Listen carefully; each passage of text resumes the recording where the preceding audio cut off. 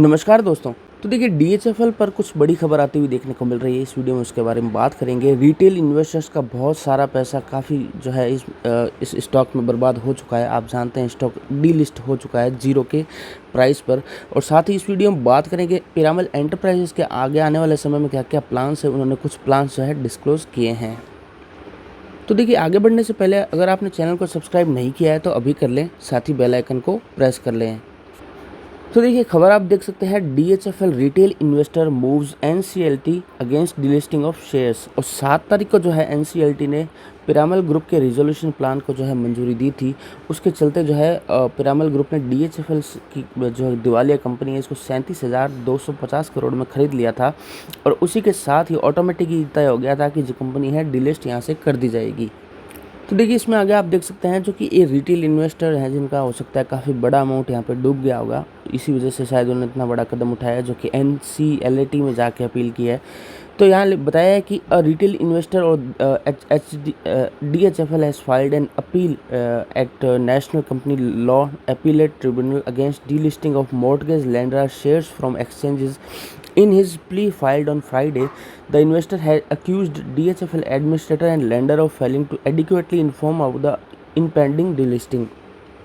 तो इन्होंने जो डीएचएफएल के एडमिनिस्ट्रेटर हैं उनको जो है आरोप उन पर लगाया कि उन्होंने जो है रिजोल्यूशन प्लान के बारे में तो जानकारी दी थी, पिरामल ग्रुप के प्लान के बारे में, लेकिन उस प्लान के साथ साथ इन्होंने ये जानकारी बिल्कुल अपने इन्वेस्टर से छुपाई कि जो है कंपनी डीलिस्ट भी होगी और डीलिस्ट में वैल्यूएशन इसका जीरो निकल के आ रहा है। ये चीज़ जो है उन्होंने आरोप लगाया कि एडमिनिस्ट्रेटर डीएचएफएल का जो है उन्होंने ये चीज़ छुपाई है और इन्वेस्टर्स के साथ जो है यहाँ पर धोखा हुआ है।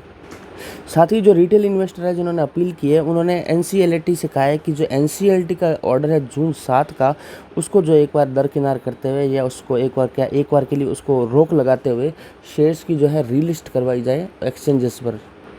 आगे आप देख सकते हैं जो अपील करने वाले इन्वेस्टर है अनूप पाठक ही, जो कि नॉन प्रमोटर शेयर होल्डर है, यानी रिटेल इन्वेस्टर है। छोटा मोटा अमाउंट इन्होंने लगाया होगा। तो इन्होंने कहा है कि रिस्पोंडेंट जो है डीएचएफएल उन्होंने जो है कम्प्लीटली इन्फॉर्मेशन छुपाई है और साथ ही अपने जो इन्वेस्टर्स है, चाहे वो जो प्रमोटर ग्रुप के हो, नॉन प्रमोटर हो, रिटेलर हो या फिर इंस्टीट्यूशन जो भी हो, उनसे इन्होंने कंसेंट नहीं ली है कि इस जो कंपनी को हम लोग सेल करने जा रहे हैं उसका जो है जीरो के जो एक क्रेडिबिलिटी जीरो प्राइस पर जो है डीलिस्ट करेंगे, इसके बारे में कम्प्लीटली डेटा को उन्होंने छुपाया है।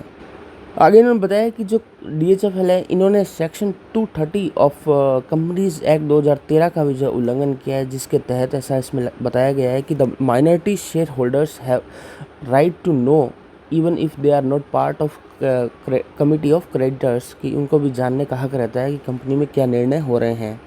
आगे आप देख सकते हैं जो पिरामल का प्रपोजल है डीलिस्ट डीएचएफएल को खरीदना और उसको डीलिस्ट करवाने का, वो डीएचएफएल के जो क्रेडिटर्स हैं उनके द्वारा जनवरी 2021 में ही स्वीकार कर लिया गया था।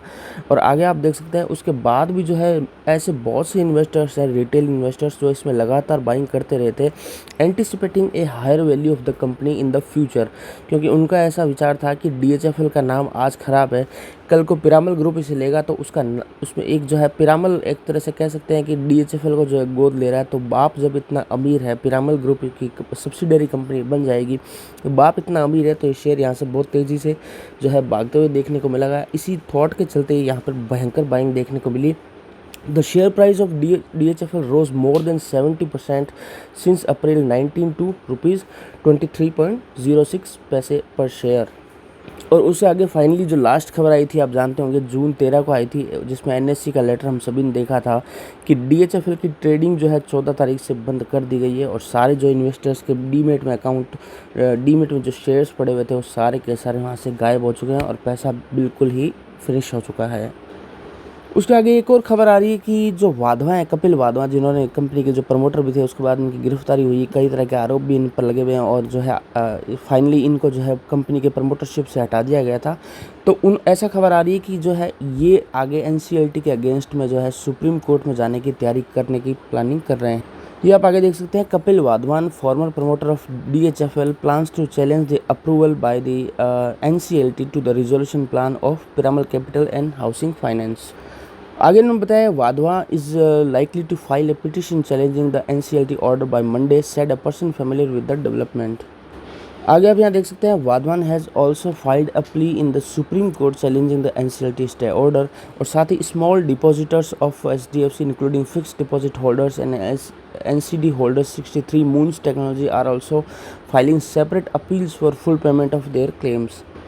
और उसके अलावा आप देख सकते हैं जो डीएचएफएल की क्रेडिटर्स ऑफ कमेटी की जो एक वोटिंग हुई थी या बैठक हुई थी, उसमें आप देख सकते हैं had earlier this week rejected a plan for high redistribution of funds to small deposit holders. तो इसी के चलते जो है जो निवेशक हैं और जिनका पैसा यहाँ पर अटक गया है, उन लोगों ने आगे अपील करने का निर्णय लिया है।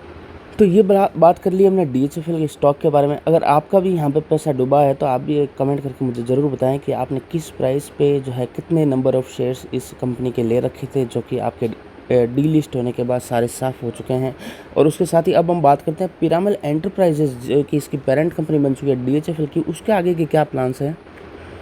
तो देखिए यहाँ पे एक पोस्ट और आप देख सकते हैं, post DHFL acquisition PEL better place to work on D merger plans. तो पीएल का एक सबसे बड़ा काम जो था, इसको जो है अधिग्रहण में लेना, वो इन्होंने कर लिया है।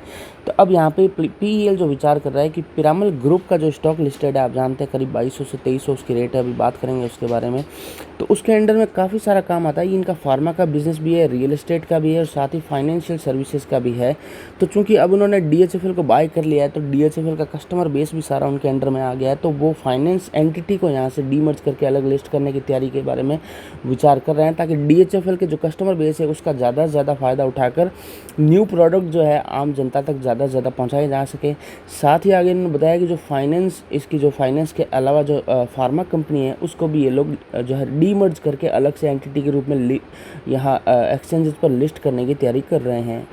ये आप देख सकते हैं, demerger and eventual listing of its financial services and pharma business in the works. Upbeat about prospectus in the current fiscal, Piramal Enterprises Limited is also looking to finalize a demerger plan and evaluating listing of its financial services and pharma businesses।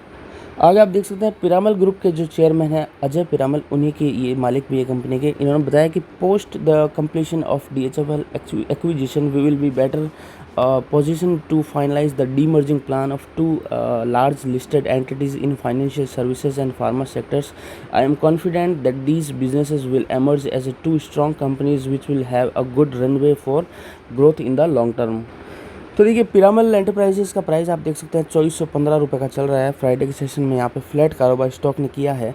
अगर आपके पास इस company के shares हैं तो उसको आराम से एक बार होल्ड कीजिए, क्योंकि फाइनेंशियल सर्विसेज और साथ ही फार्मा का बिजनेस अगर डी मर्ज होकर यहाँ पे जो अलग से रीलिस्ट होता है, तो उसके प्रपोर्शन शेयर्स भी आपको अलग से अलॉट होंगे। जितने शेयर्स आपके पास पीईएल एंटरप्राइजेस के हैं उसके अकॉर्डिंग ही फार्मा के और फाइनेंस के शेयर भी आपको उसी प्रपोर्शन में अलॉट होंगे। तो वो आपके लिए एक फ़ायदे वाली चीज़ होगी। जो इनका फार्मा बिजनेस है काफ़ी बढ़िया है, वहाँ पे भी काफ़ी जो अच्छी ग्रोथ कंपनी दिखाती है। तो इसके चलते इस कंपनी को आप लोग होल्ड करिए, फिलहाल बेचने की जल्दबाजी मत कीजिए। जो नया इन्वेस्ट करना चाहते हैं लंबी अवधि का व्यू रखते हुए, वो भी यहाँ पर आराम से कर सकते हैं। तो चलिए, बात हमने कर ली डीएचएफएल और पिरामल ग्रुप के बारे में। वीडियो अच्छा लगा तो उसे लाइक कर देना, चैनल को सब्सक्राइब कर देना। धन्यवाद।